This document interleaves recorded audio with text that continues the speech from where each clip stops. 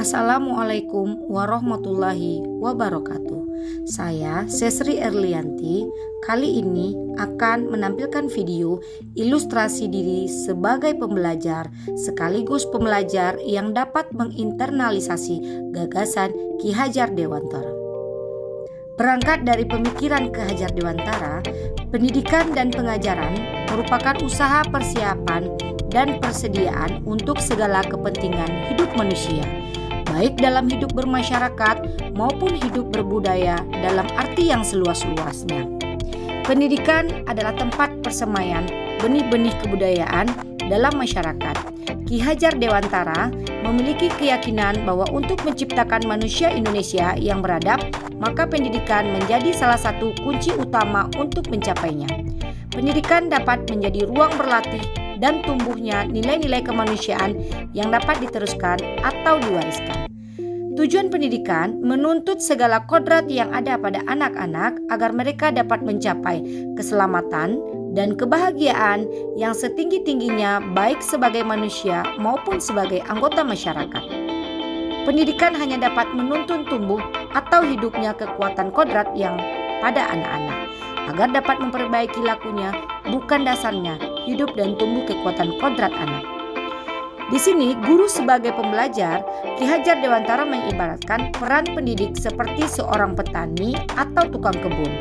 Anak-anak itu seperti biji tumbuhan yang disemai dan ditanam oleh Pak Tani atau Pak Tukang Kebun di lahan yang telah disediakan. Anak-anak itu dibagaikan bulir-bulir jagung yang ditanam. Bila biji jagung ditempatkan di tanah yang subur dengan mendapatkan sinar matahari dengan pengairan yang baik, maka meskipun biji jagung yang kurang baik atau kurang berkualitas dapat tumbuh dengan baik karena perawatan dan perhatian dari Pak Tani. Demikian sebaliknya. Nah, di sini dalam proses menuntut anak diberikan kebebasan, namun pendidik sebagai pamong dalam memberi tuntunan dan arahan agar anak tidak kehilangan arah dan membahayakan dirinya. Seseorang pamong dapat memberikan tuntunan agar dapat menemukan kemerdekaannya dalam belajar. Pada pembelajaran dari fisiologi Ki Hajar Dewantara dapat kita simpulkan ada 4 poin. Yang pertama, memerdekakan dan berpusat pada murid. Yang kedua, mengikuti perkembangan zaman.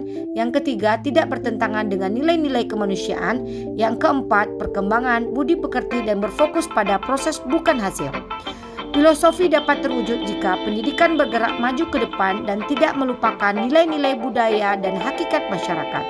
Pendidikan harus memanusiakan manusia dan memperkuat nilai kemanusiaan. Yang ketiga, pendidikan harus menghargai keragaman dan memerdekakan pembelajar. Yang kedua, guru sebagai pembelajar, semangat yang dimiliki oleh Ki Hajar Dewantara menyuarakan pentingnya pendidikan sehingga dapat berdirinya Taman Siswa Yogyakarta di tahun 1922. Beliau tidak mengenal kata menyerah. Bahkan saat diasingkan sampai ke Belanda, beliau memanfaatkan untuk tetap belajar lebih mendalami dunia pendidikan dan pengajaran, meskipun perjuangannya yang sering keluar masuk penjara.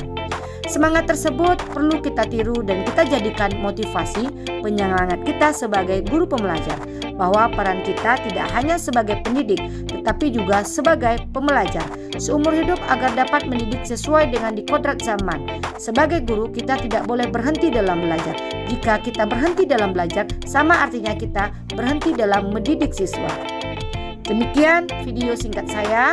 Terima kasih. Assalamualaikum warahmatullahi wabarakatuh.